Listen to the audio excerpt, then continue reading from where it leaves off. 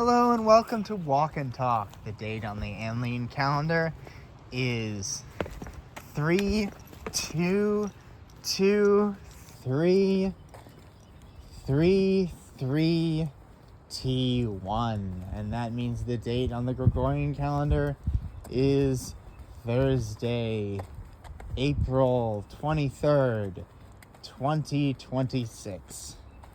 And today I would like to talk about some of the updates to the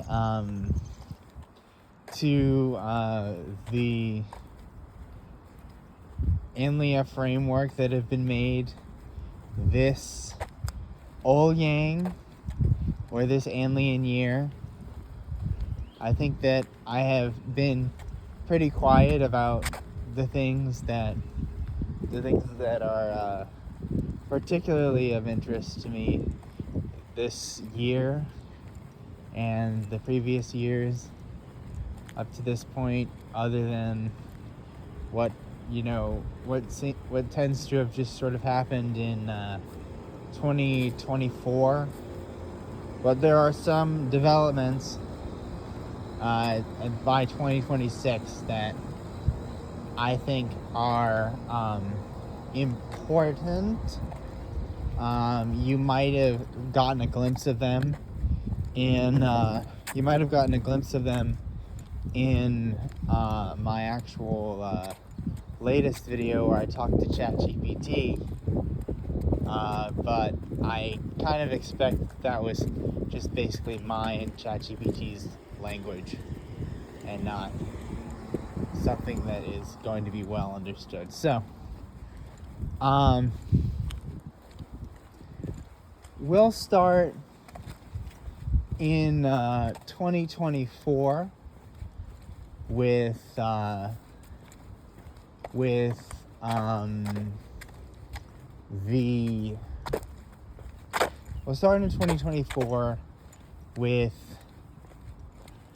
progression of needs. Now, I thought the progression of needs was going to be my main thing, so I made all sorts of things based on the progression of needs. So, first, I worked with some simple designs for the progression of needs, combining it with various things. And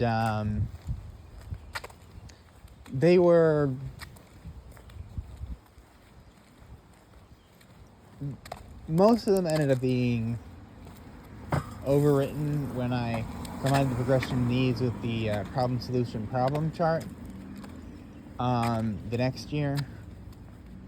But the ideas were that I had a PON hyperneural, where it showed how one need in one person led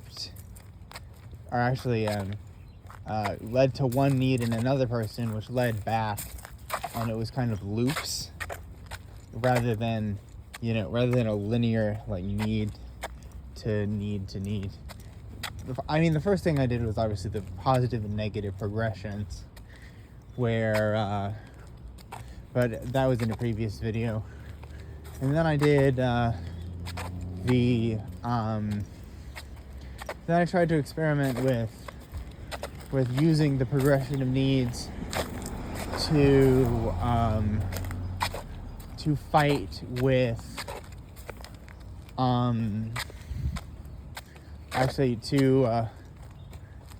to control things that I do that might be harmful. So I wrote the PSP. I had the problems, the solutions to the problems, and the problems with the solutions.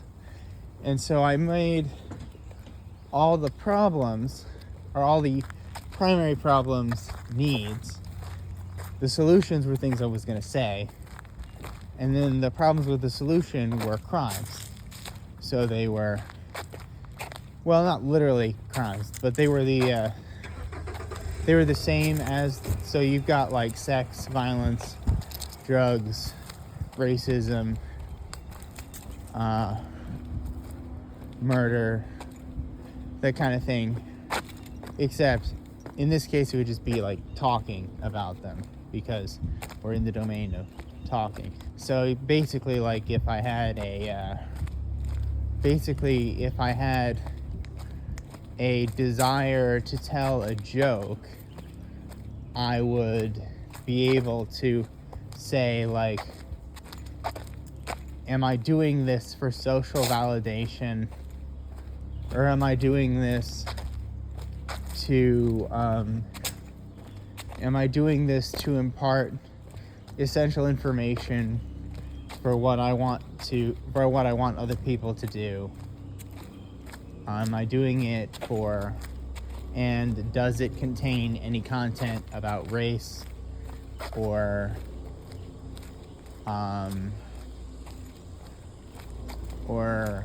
violence or sex or murder?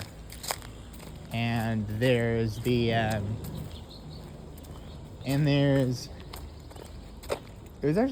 actually took me so long to figure out those things, like what is contained in the joke and is it worth it for the goal that I'm trying to accomplish, that what tended to happen was I would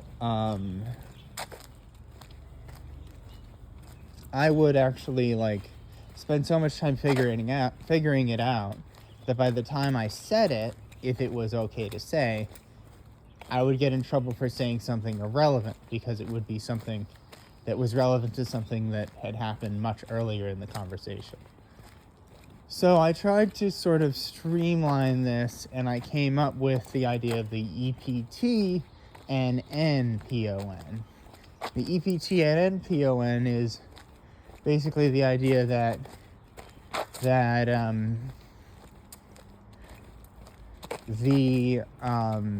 EPT and NPON is basically the idea that, and that was in like the summer of 2024. So the EPT and NPON was combining the EPTNN, which said that there were, the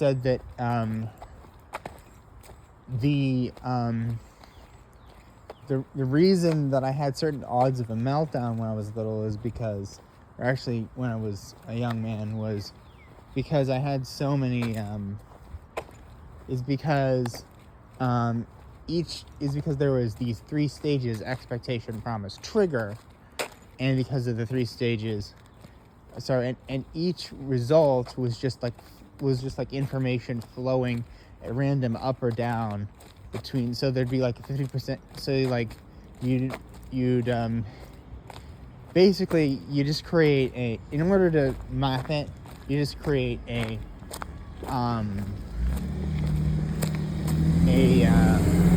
I think this is what I figured out at the time, the EPTN and PON, but in order to map it, you just create an Excel document, and in the Excel document, you list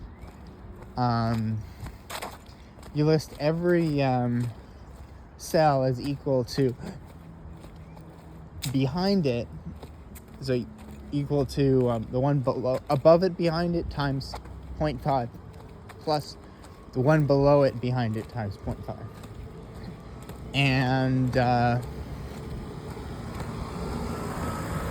And then that is kind of like, and then you can drag it across and create the whole document, and that makes approximately the same percent chances of reaching the bottom of a meltdown that I measured as my chances of a meltdown every 3 ticks. And so early on the idea was that these EPTNN things would kind of start at the top and then spread down, and at the time when most of them had gotten to the bottom, it would steady out at about 60% chance of a meltdown, and that, but when I combined it with the PON, that changed things, because then I realized that the needs that the progression of needs from the progression of needs from from mental needs to physical needs to from mental needs to physical needs to social needs to legacy needs was the same as this EPT thing, because my triggers were always trying to keep up my stims, which were mental needs. My promises were usually the promise of some sort of creature comfort or food, which was physical need. My expectations were social expectations, like this camp is going to be good or this camp is going to be bad. And I noticed that my chances of a meltdown decreased even further when I reached the age of 24, and I spent most of my time planning for in the legacy stage.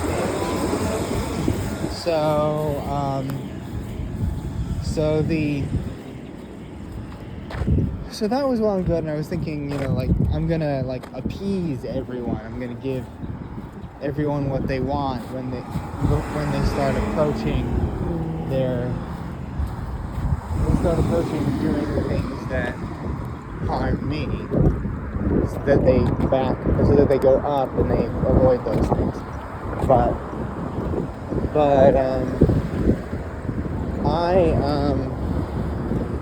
that didn't work, because I kind of didn't realize that if I was in a need, I could, and I attacked someone's other need, they could skip over in either direction, because it was a loop of 4. They could skip over my need. They could skip over the barrier between my need and my harm, because they would have the harm in between, and then they would have the harm in between, and they would do whatever was harming me.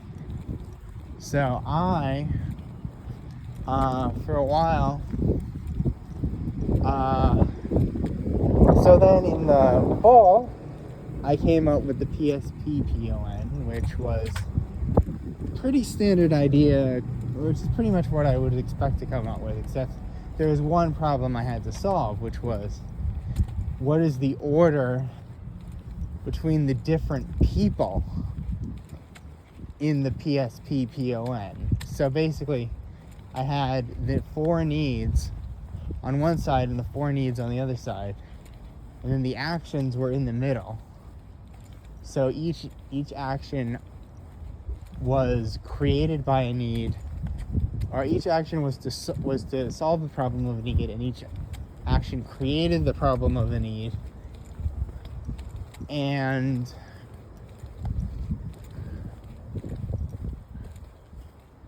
it hold on, let's look at it. And then and my idea was that I took the and my idea to solve this was initially to put all of one person's needs on the top and all of the other person's needs on the bottom. But what I decided to do was alternate between them in a pattern that reversed direction. So it was like instead of need 1, so it was actually need 1, person 1, need 1, person 2, need 2, person 2, need 2, person 1, need 3, person 1, need 3, person 2, need 4, person 2, need 4, person 1. So basically, you have the needs of person 1, person 2, and then the next need you reverse where the person 1 and person 2 are. The next need, you do that again. And that meant that typically you just skipped over one need, and you would end up with a very neat diagram, which would show, like, and not only could you represent negative things, where negative progressions, where one person's need was, not only could you represent negative progressions, or one person's need was causing a problem in the next need up for the next person, which was causing a problem for the next need up for the next person.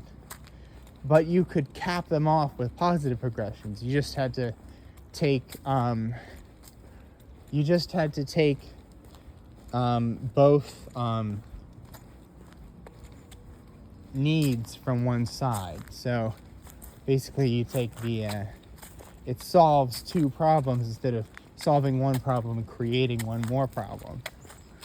And you could see how, like, once you covered all the needs, and if you could, and the standard solution began to be that you have a negative cascade which is going up, and it reaches the point where one person, or where the person who is controlling the PSP-PON has the control of the situation, like they've been harmed, they can find a need that they have that hasn't been affected, and then use that without diminishing it to solve their problem.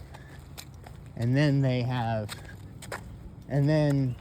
the cascade kind of hits a dead end, and you end up with a very manageable problem solution loop.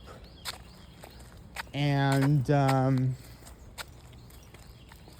so I worked on this with politics, but of course it's not easy to do with, of course it doesn't really work when I do it for, like, Israel or the United States and versus being Democrats and Republicans, because in order for this thing to actually take effect, the person who has the ball, or who enacts the solution, has to be the person who's using the PSP-PON. So unless I can somehow get the PSP-PON to the Republican lawmakers and convince them to cap off their solution altruistically, or do the same thing for Israel,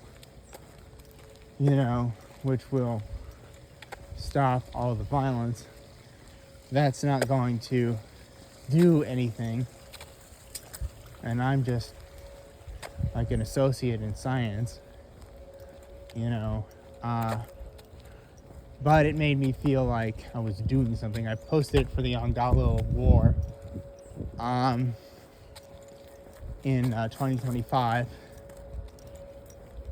Actually, no, 2024 fall.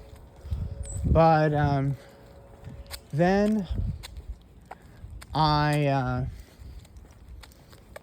in winter of 2025, I sort of didn't do much. I just sort of remade the same functions that I did with the PON, using the PSP PON mostly. And eventually I came out on the other side with going into 2025. One of my main things was getting a job, and I didn't do most of the work. I had, job coaches and parents and everyone doing most of the work to get me a job. And And it's kind of like and of course at the end of fall of 2024, Trump got elected to president again, and I reacted to that in my songs. And then and so I started thinking about like how to get this to function. And then all I did was near the end of the spring, at the beginning of the spring of 2025, I was kind of torn up over the prospect of working, because I knew I was about to get a job, and I thought, I've had so many jobs over the years, or not that many, but all of them have lasted for like 6 months each. And if you look at my schooling, it's lasted for maybe a year and a half each time, or it's like 1 year whenever I went to school. So I was kind of thinking, oh, you know what, this if I don't intentionally schedule an end date for this job, which I can't do, because the only way to do that is to go back to school, and then I have to intentionally schedule an end date for school that I'm not supposed to do, because I don't have less than a year left of classes to do to get a degree. Then I'm pretty much going to get fired eventually. So I said, so I was writing all these songs about that. I got the job, or I got a job. I went to, and right before I got the job, I made my day in the life video, which I typically make in this year, which is the second year of the 4-year cycle. But in that case, it was the first year. And I made some alien kavanahs, because I was talking to ChatGPT about Sabbath prayers for Judaism, and I was looking at, and I said, like, what's the typical way that a prayer is set up for something like going to the bathroom? Because I'm in kind of an immature group, and we think that's a little bit funny that the Jews say a prayer for going to the bathroom, and I haven't really been in the Jewish community going to synagogue since I was 6, so I was just curious about it, and I came up with versions of that for all of the alien, or for all of the things that I did, but it was what I would, but instead of saying we should align ourselves with the ancient way of doing something like they did in the typical kavanahs, I said there is something inherently sinful about the way that nature is set up, and it's just scientific. And with Anlia, we will defeat that harm. We will get rid of that harm. Like, we'll get rid of the harm of eating, because the Stardust printer will produce food without any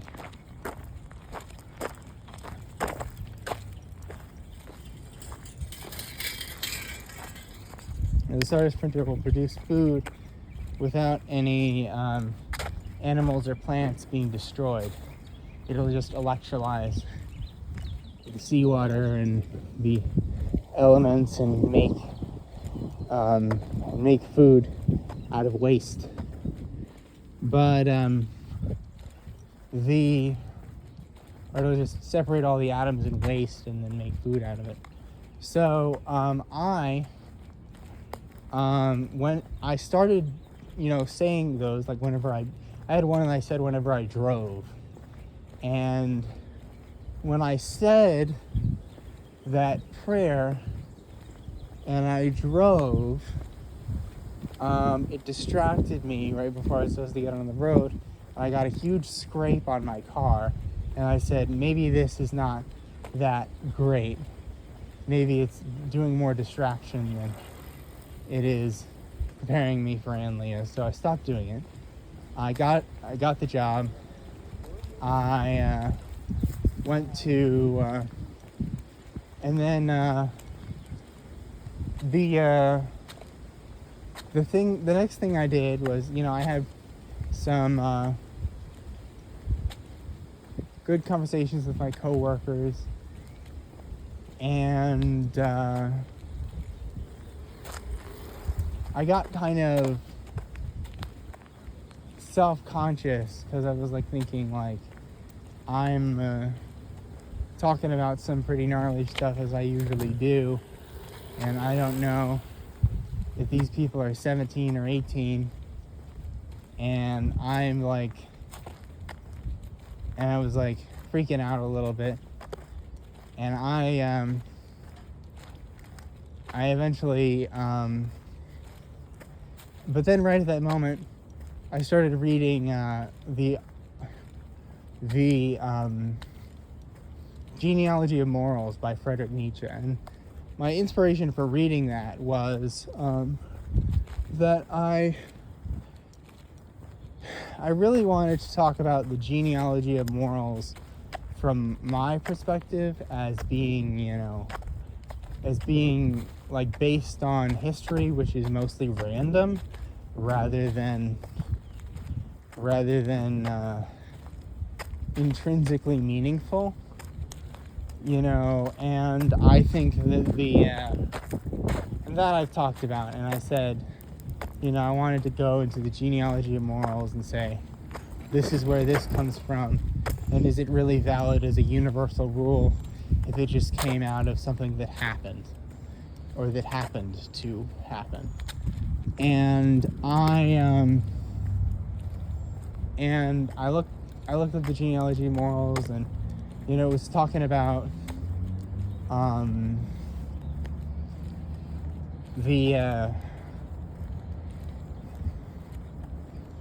looked up, videos explaining it, and they said something like master morality versus slave morality. And I'm like, well, yeah, I can see how slave morality might lead to these chains of events on the progression of needs that lead to, that lead to the morals we have today. And it didn't really go into those chains directly. It didn't explain how we get our sexual morals or from history, or how we get our racial morals from history, or how we get our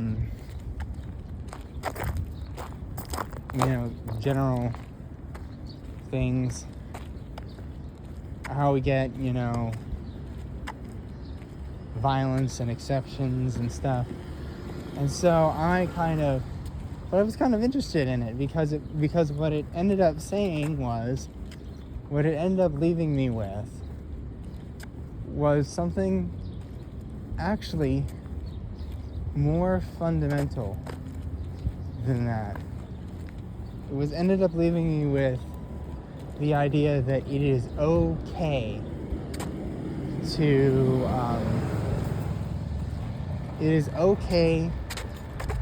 to fight for your own needs, even if it harms others.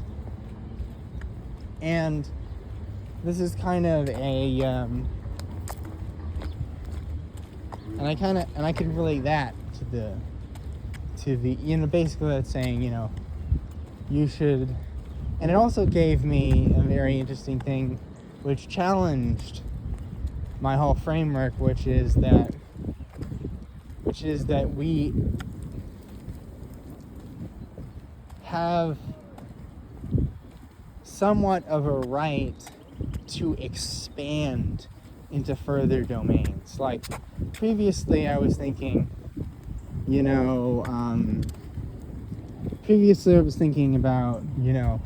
about rights as being limited to what you need to survive, and the rest of things being wants. And still a little bit fuzzy on that. Like, how do you guarantee the right to have children if the need of children is unlimited, as long as the amount of children you have isn't limited? And how do you guarantee, the right to a large group of followers or friends when, it's everyone else's right to ignore you or, choose who they follow? I think that's kind of interesting because normally my solution to, you don't have anyone who wants to join your group is get some off-grid stuff and exist without anyone. But it made me think about that. I'm not saying I'm done thinking about that.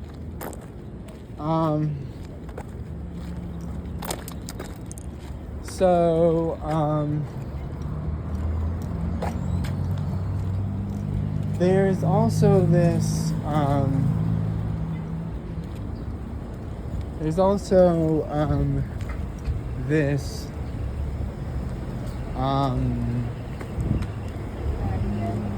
I think that negatively affected me because before I was trying to compromise most of the time. Then I just sort of decided not to compromise. I don't know. Like, the next thing I did in the fall of 2025, which is the first part of this alien year, is that I went into the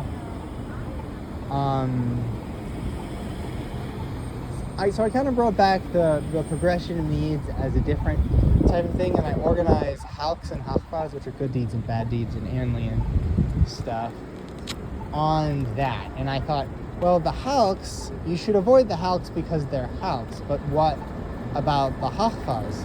Like, if I, like, a good deed, a hachpa, can be a good deed for you, like if you, let's say, enjoy one of your favorite burgers, then you can enjoy that burger, so it's good for you.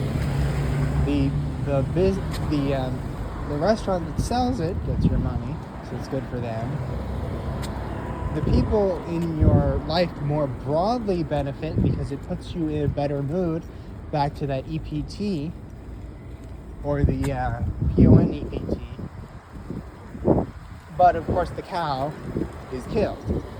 So, like, the only way to make that a perfect good deed is to eliminate the part where the cow is killed. Eat a vegan burger. But what if a restaurant doesn't sell a vegan burger? Or the Stardust printer would essentially make a vegan burger, and it would be exactly the same as it would be like an exact atomic replica of the burger that you would normally eat. And I thought, like, I have friends who like to do the things that I like to do, and I have friends that, probably my two best friends, would never eat vegan meat like that. So I kind of need to,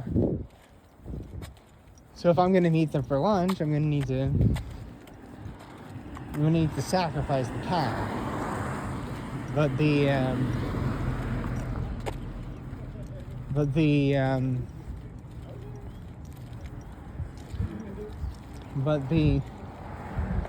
I can still eat vegan meals at home, and I can call that a good deed. That's something I can do. So I kind of abandoned that because I was like, I don't need to. I was kind of abandoning that because it's like, I don't need to perfectly do no harm. Sometimes my happiness justifies things. And so or my social group justifies things, or, any level of need does. And then I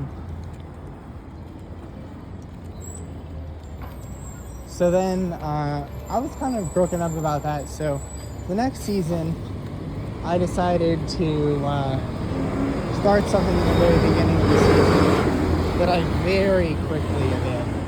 Like the thing with figuring out how to make the perfect good deed, that wasn't very quickly abandoned. I tried doing that with to try to figure out if it was a good idea to report the employee that was stealing our shopping carts at the grocery store. But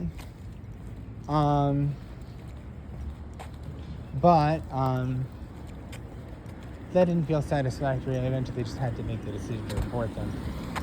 And then, so I created in the next season the Ouyang 3222, another thing involving the progression of needs. And I divided the progression of needs by what your major metacamp was. So like religion or psychology. And I thought, like religion or psychology or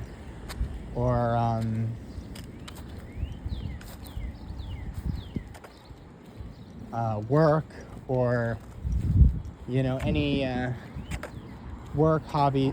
It's basically like major categories of social environments. So religion, psychology, work, hobbies, children, parents. And so I thought it would be a good idea to divide these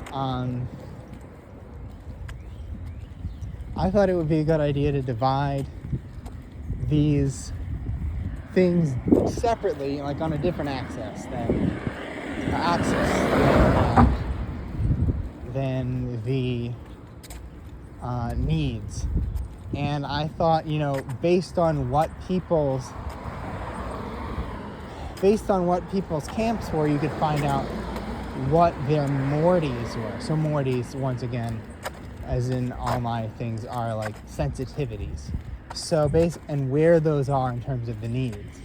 So basically, let's say someone is a Catholic.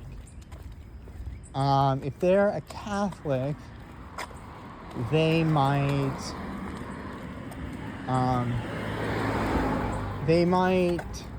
react negatively to things that go against Catholic doctrine. Slander on the Pope, any sort of like,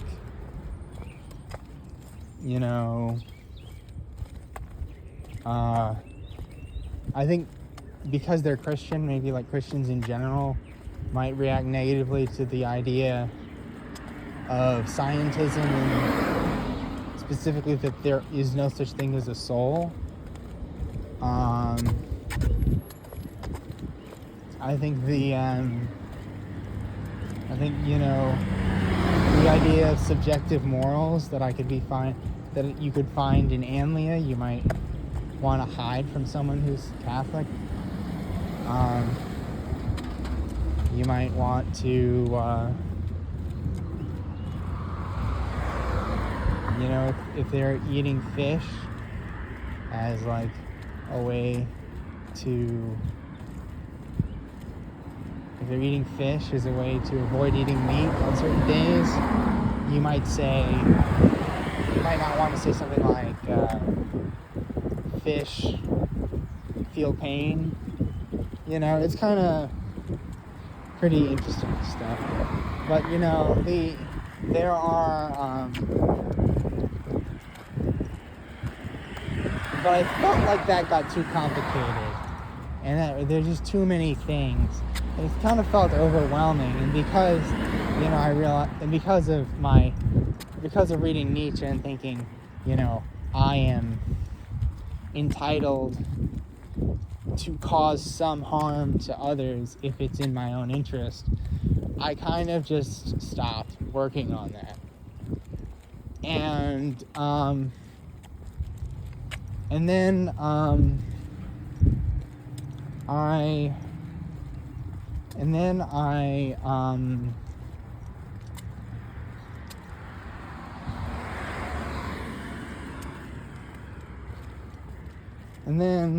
let's see.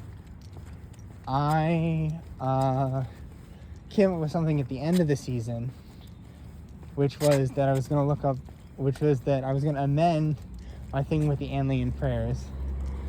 At the end of that season, I had gotten sick. Actually, no, I think it was the beginning of this season. I had gotten sick a lot this year because it's an even-numbered year, and that's kind of my theory, is that on even-numbered years I do more social things and then I get sick more often. That's something that I actually discovered this year when I put everything down together. I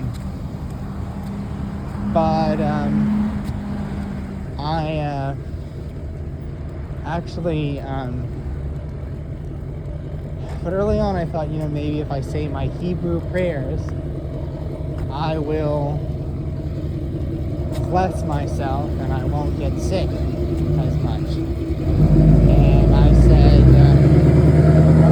that Anlia has its own prayers for the alien Kavanahs, but they're too long, and the Hebrew prayers are much shorter, typically, that you say, like the blessing for food, and or the blessing for bread or wine. And so I said, so I decided to make the blessings in Anlia simply, you know, to the point of the other thing, the Kavanahs, which is that in Anlia, all good deeds will be good deeds for all. And if you do a bad deed in Anlia, all bad deeds will be good deeds, because you'll be sorted to the place where people consent to do those things. And all good deeds are good deeds for all, because either you're isolated from the people who it harms, or you've replaced the people who you would have to harm, or the animals you would have to harm, with machines. So that's essentially the story of how it came to be that, you know. So the prayers are, in Anlia, all good deeds will be good deeds for all. So it's Al Anlia wa hachbawa koko hachbawa, and in Anlia, all bad deeds will be good deeds. So it's Al Anlia wa halkwa koko hachba. So then you have a so that's kind of you can see kind of where it fits this year. Like I said, how can I make my good deeds into good deeds for all? And then I said, Anlia, Anlia is how you make a good deed into a good deed for all. And so this season, I got sick, and I was sick for all of February, and I said, and I started really using those online prayers a lot. And so the story goes that in spring of 2025, right around the time that I got my job, I had taken all the hachvas, all the good deeds that are written throughout the year, and I tallied them up based on what they were. And this year, since then, I have added I've added my work days to the list of possible hachvas, and I tallied up all my work days, and I got 184. So 184 days of work. I don't really know what the overall total is, but it's a lot. So typically, I'll just tell you, like, plainly, hachvas tend to fall into riks. So they're like rikvas, which are like things that you do a lot, things that you do like every day. If a halk, a bad deed, falls into a rik, then typically you have to do it twice before it becomes a random immutable quality. And it would be like, and there'd be like 6 halks a year. So a hachva, there are hundreds of hachvas a year, but there are like 6 halks a year. And of course, there are things that are bad deeds that I just ignore because they're so common and it would bum me out, like eating pork, which is religious, or doing like sexually fantasizing. Those are unless they're particularly bad, those are generally not halks.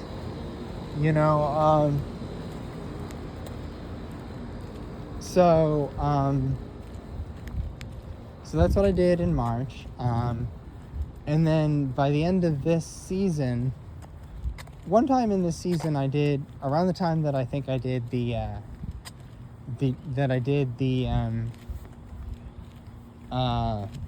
the time that I did the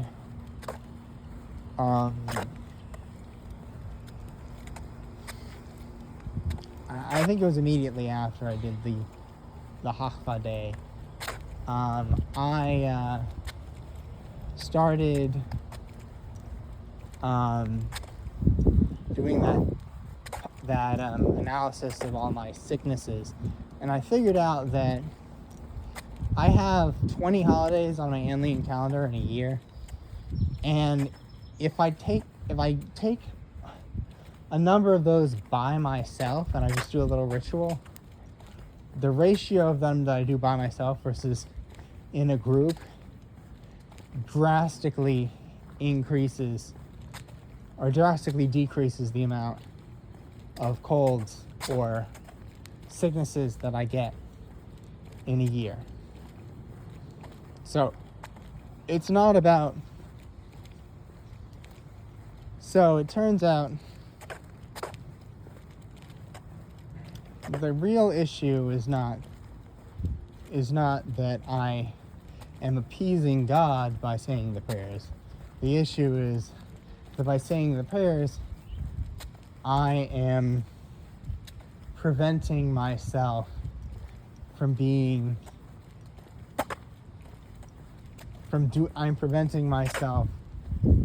substituting them with something public that could get me sick off of somebody else.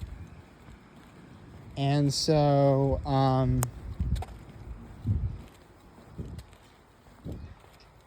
And so I still say the prayers. But then after that, I took my, after that, I'd been arguing with, or when I was sick, because I was sick for a long time, and at a certain point I was off work with pink eye, because there was one of the things.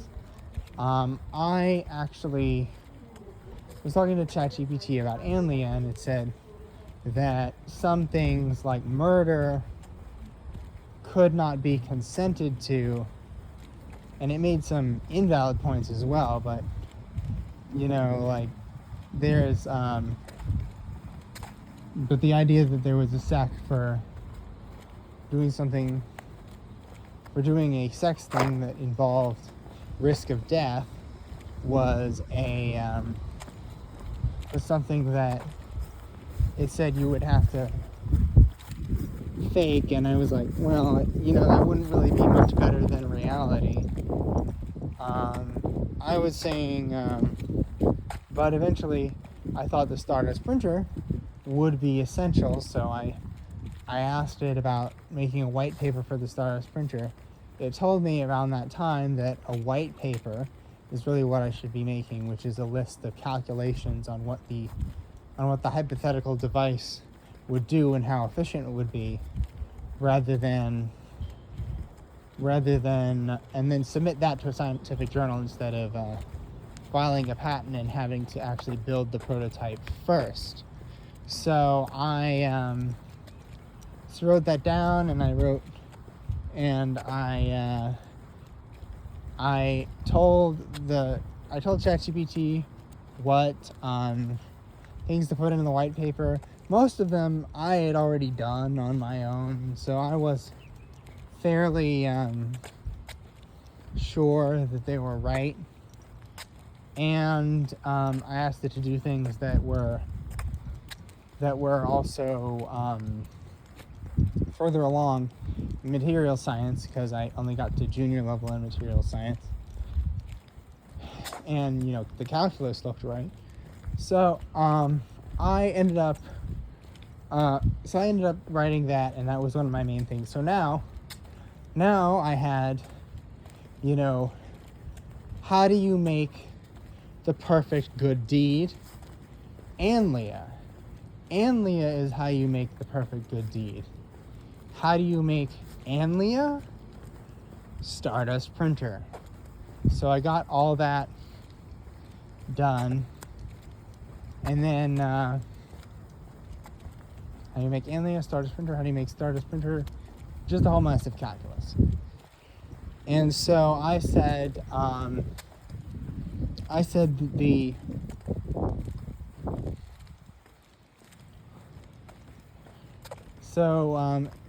around this time, I did another calculation on my RICs, and I decided to take a different approach. So instead of saying that I had gotten my RIC, that my RIC had occurred if I hit someone, which hasn't happened since the beginning of this age, I said my RIC would happen if I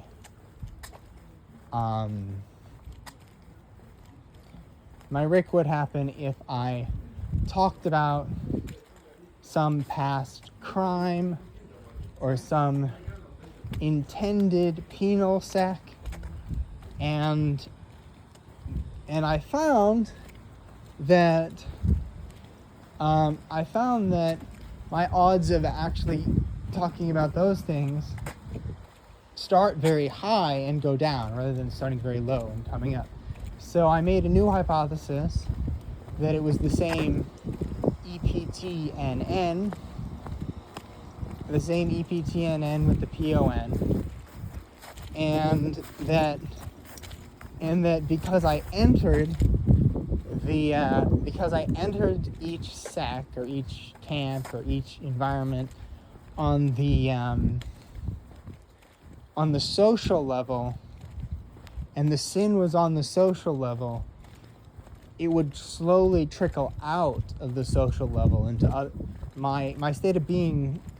My odds of my state of being would slowly trickle out of the social level and go to the other levels. So I calculated that on that model, and it was like, oh, that's about right. That's about right to the measurements of the last few years. And what I've noticed is that, I do get banned from things the majority of the time for that. So that is my new rig, I guess. However, I don't think that's particularly bad because, it's not a crime per se. It's not an official crime. It's just, I can get banned from different things forever for that and find my ideal place. I'm not gonna go to jail for it. So I thought, this is acceptable, and that's basically what I came up with when I did my. That's basically what I came up with when I did my when I graduated to the center, is that I said that cursing, talking about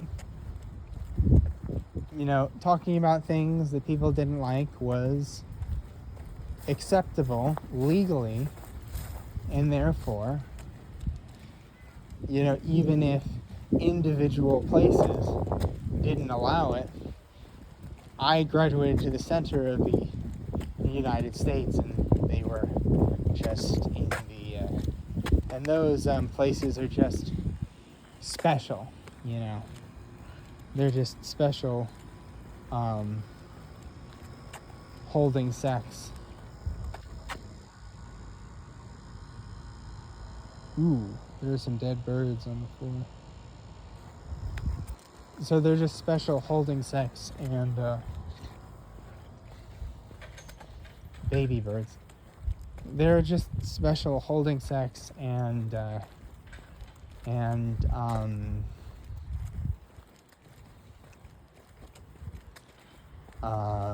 safe sex.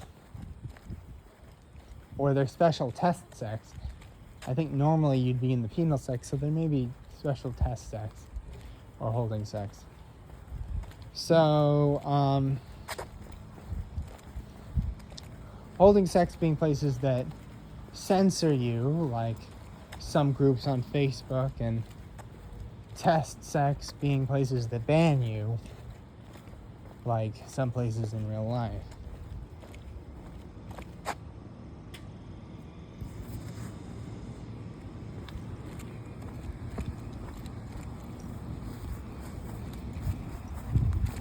And so,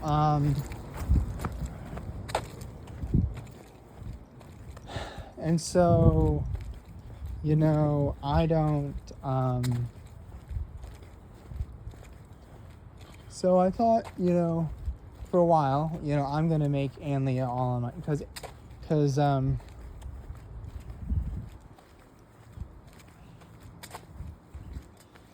actually, I asked ChatGPT how I could make this, and I kind of finagled it into a crazy spiral of probably some highly improbable things. It said there's a 2% chance that this design for that this white paper is going to get picked up by a lab and made into the Stardust printer, even though it would work if someone took the time and money to make it.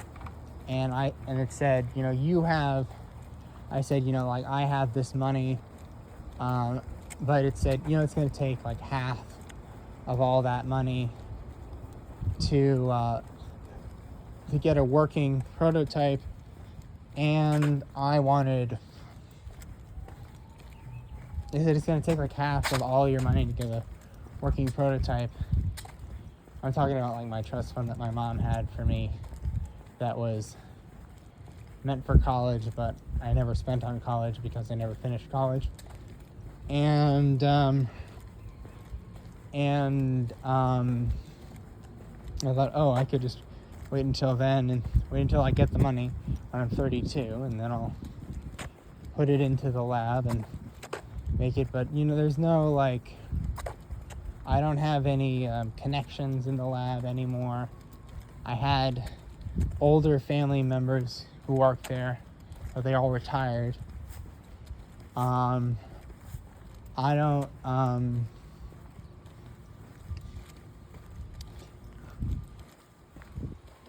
so I actually was thinking about using an AI agent to spam as many labs as possible with that design as I could.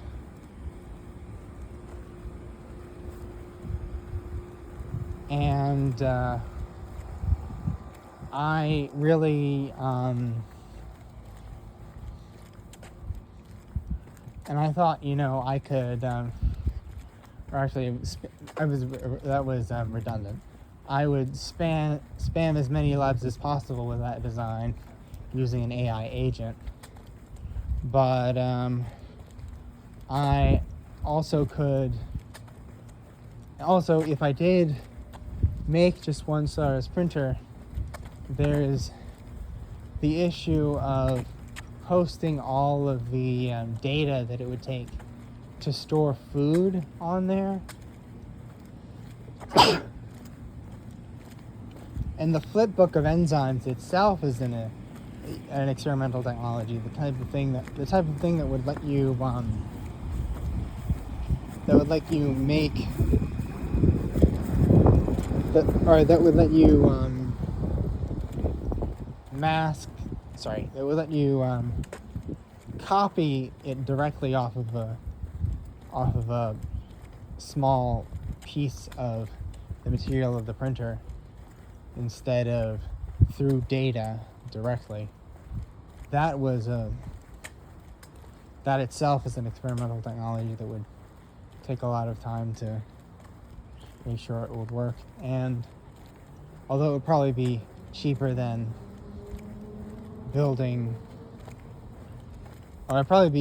buying existing petabyte or terabyte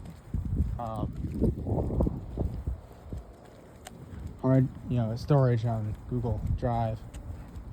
And so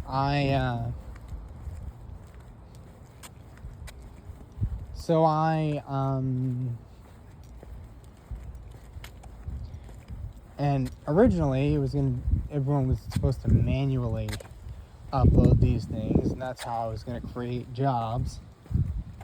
But you can't create jobs if no one wants to do them or wants to learn how to do them. So there's kind of and especially if you're only going to have one person consuming it, which seems likely because in order to run the printer to make a food, or to make one meal, you could buy 3 meals with the energy that it takes to do that. And it's kind of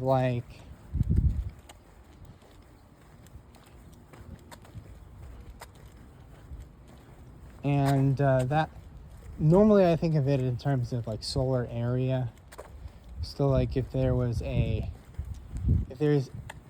you use solar heat dishes for the whole day, the amount of area you need to run those solar heat dishes to produce that much energy is less than the number of or the amount of land you would need to grow the crops if you actually grew them. But what's to keep people from selling their energy to somebody else and making a much larger profit than they would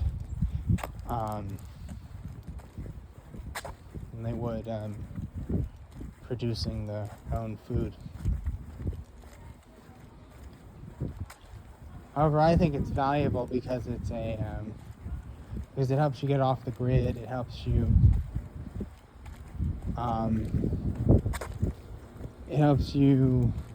get rid of all of these like suicide factories and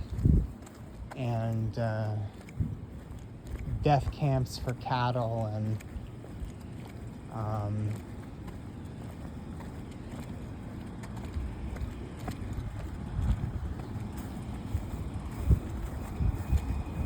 dependence in general, bad thing.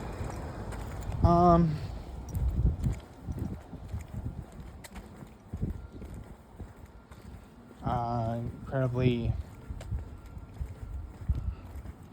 in between the unstable social relationships and those, between the unstable social relationships and the unstable official relationships, I think that more independence would be good for me.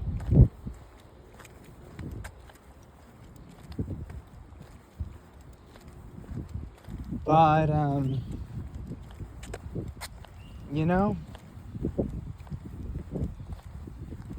maybe I'll come up with something in the summer. See you in the future, Future Dad.